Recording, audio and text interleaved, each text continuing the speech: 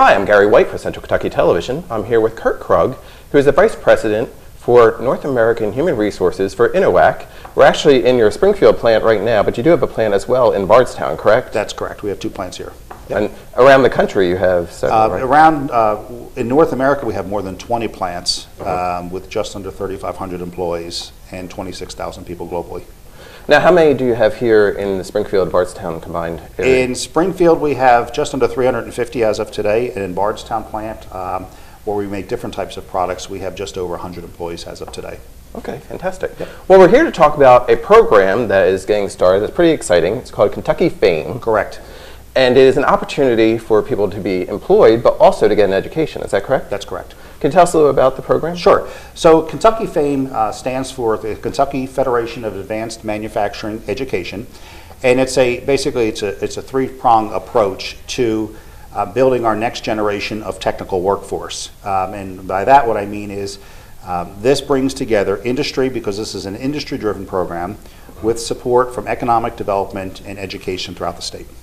Okay, so how it works is the individual would actually work like 3 days a week in the factory, correct? And correct. Then 2 days with education? That's correct. Okay. So individuals who apply for the program, and there's a fantastic website that's been developed, it's www.kyfame.com.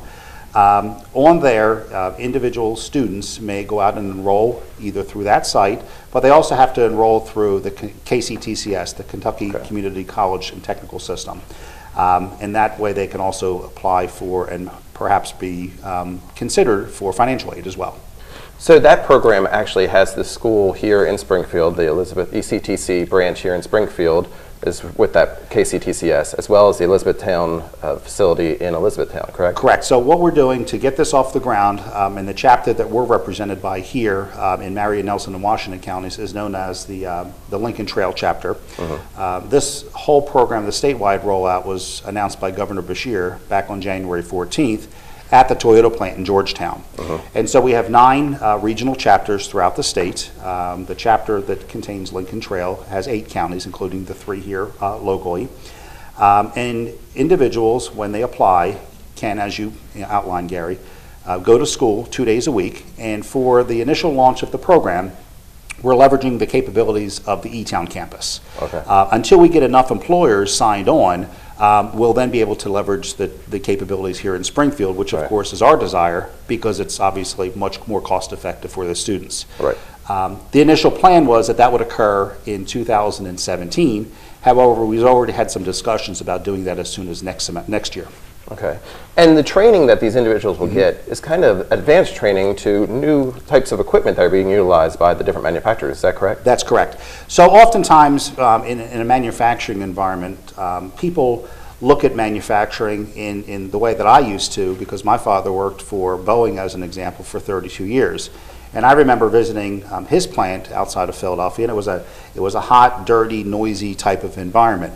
The reality, and we as industry have an opportunity before us to sort of re-educate people, particularly our younger people, that manufacturing is not necessarily that anymore.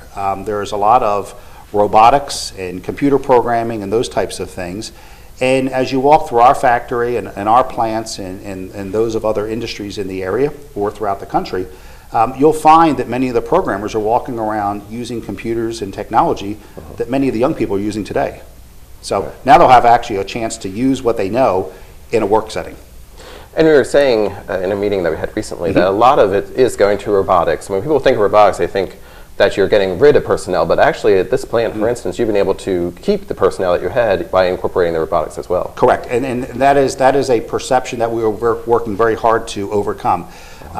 Yes, many manufacturing environments are becoming much more animated, run by electronics, run by robotics. And so what that means is we need a different caliber of talent. So in the traditional setting, it was people, lots of people, moving things from point A to point B.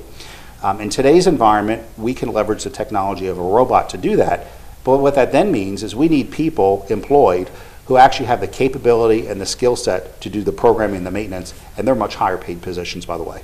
Right. So with this Kentucky F.A.M E program, these individuals are being trained to hopefully work those robotics. They get to work 3 days, worked 2 days in school. Correct. But the funding for that education is being provided some way through the manufacturer. Is that correct? That's correct. So each of the chapters, and again, the Lincoln Trail chapter, we're just getting it off the ground. And we appreciate your coverage of this because obviously it presents great opportunities for many of the people that live in our surrounding counties. Right. The funding, yes, would come in large measure from the manufacturers, but the manufacturers will have the flexibility to decide how they do that. So a couple of examples.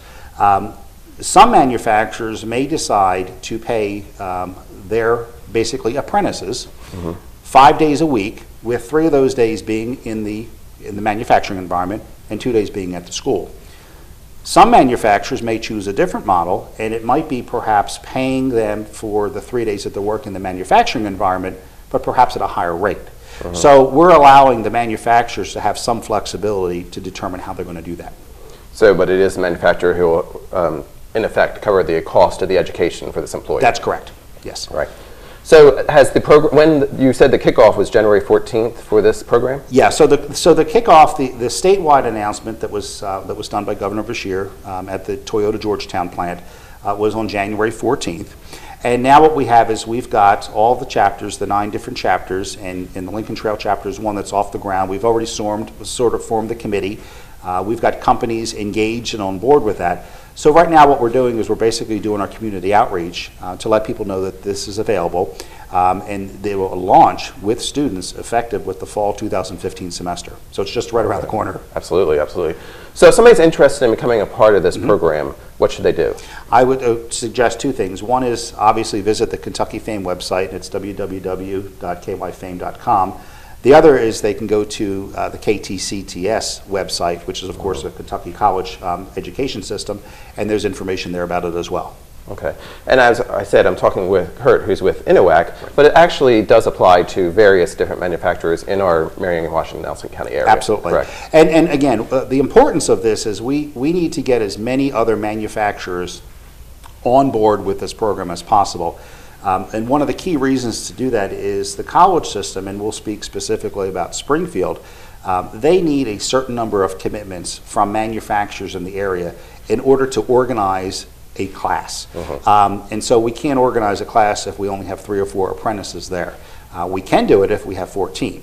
And so our desire and our preference is to get more people on board sooner. That allows us, it gives us the leverage to form the class, and then we can move the whole program forward from there. So how many of these positions are likely to need to be filled, for instance, in INOAC or just a different manufacturer? So we're looking at this a couple ways. One is we're basically what we're doing is we're generating our next generation of workforce. It is estimated through various studies that have been done that in 2014 alone, there was a shortage across the U.S. of 600,000 of these types of positions. And although INOAC, as I stated earlier, is a fairly large organization, we are small when you compare us to other large manufacturers like a Toyota or Ford or General Electric, and I'm just naming a few that are here in Kentucky. So 600,000 positions is a tremendous void. And what we're finding ourselves doing is competing with each other for this talent. So in Springfield here in INOAC, we've got conceivably probably about a dozen types of these positions. They're not all open right now, but at some point we're going to have people retire and have other opportunities that may allow them not to be here, but maybe somewhere else. And so we need to build the next generation. And this program is available to current employees of various manufacturers as well, potentially. Potentially, that's correct. And again, that's going to be left to the discretion of each of the manufacturers to decide how they're going to approach that. There is, however, specific criteria that has been agreed upon by the state board and by the chapters in terms of SAT scores and those types of things. So students who get accepted will obviously have to go through an interview process, submit an application, and provide some criteria that we can use to select the best students. Okay. So again, it's called Kentucky F.A.M.E, and you can go to www.kyfame.com. Correct. And get some more information on that. Or you can go to the Elizabethtown College campus or website and get some information as well. Or you can talk to Kurt or any of the manufacturers. Call me as well. That's exactly right.